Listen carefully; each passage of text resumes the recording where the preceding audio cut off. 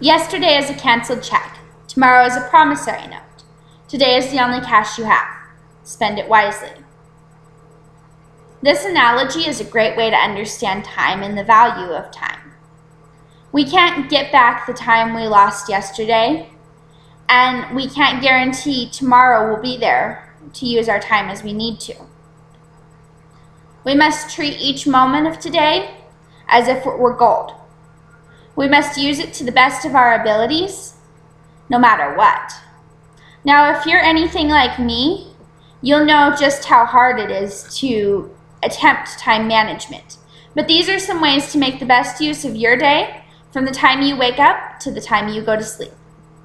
The first thing you need to do, according to etu.org, is identify your time wasters. These can be caused by yourself or can be caused by others.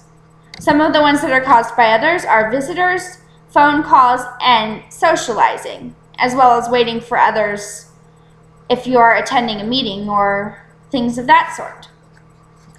These may not seem like they take up very much time, but a couple minutes here and a few minutes there can really add up to a lot of time at the end of the day.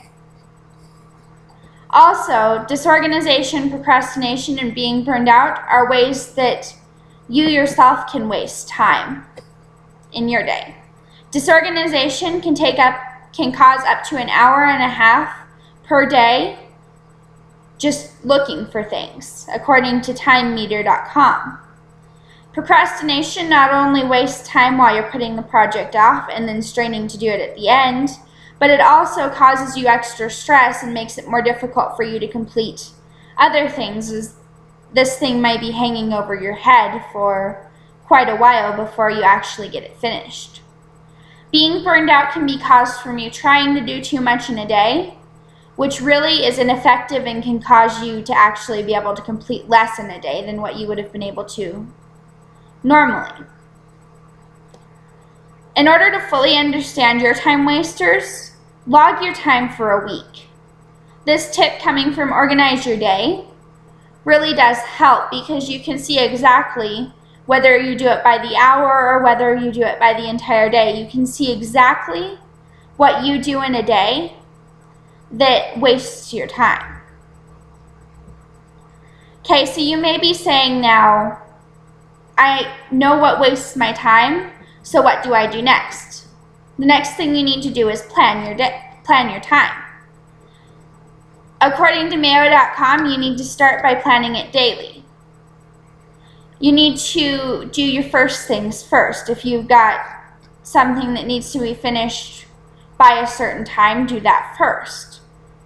And then secondly, you need to prioritize and organize the things you need to get done by how difficult they are.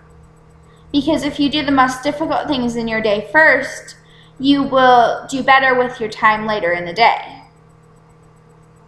You need to plan for interruptions because there will be interruptions and people will come and go and interrupt your scheduled time. You also need to assess your productivity after each task, according to entrepreneur.com, because this will help you to understand what you can do more effectively for your next task. And if you're a person who receives a lot of emails or messages or calls from people, schedule a time to respond to these people, because then they know that you will respond to them, but they also know that you won't be able to necessarily respond to them right away. You also need to be reasonable with what you plan in your day, because if you aren't reasonable with what you plan in your day, you will not only not be successful with what you're trying to get done, you will also be less successful with the rest of your things that you need to get done in the day. You can also plan your time weekly, and according to etu.org, you should do this in the order of importance. Make 3 columns. A, must do today. B, should do today if I can. And C, must do sometime this week. These categories will help you to start with the most important things and work your way to the next most important things. And then if you have time left in your day, work on the things that don't necessarily need to be finished that day but can be finished some other time. This helpful tip will help you to understand what you need to do throughout the week, and it will help you to understand, if you're ahead of schedule, that you can do more fun activities with friends and family members, as opposed to if you're behind schedule, you need to work on the things that you need to get done in a day rather than enjoying your social time at this time. The next thing you need to look at is time-consuming tasks. We all have those long-term projects or the task we don't even want to speak about that need to be done. The most important things for these, according to the Mayo Clinic, is that you break them up and work in chunks. If you work in chunks with these, then you can take breaks in between and you'll feel more prepared to continue this task after your break. This will help you to get those long-term projects to where you don't wait until the last minute to get them finished. And you can also motivate yourself with rewards, as Organize Your Day suggests, because this will not only help you to get tasks done, it will help you to get tasks done in a timely manner, because you want to get to that reward. How are you going to spend your time? Will you take the tips and use them, or will you continue not using your time to your fullest?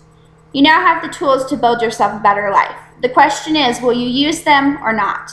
And that is a choice entirely up to you.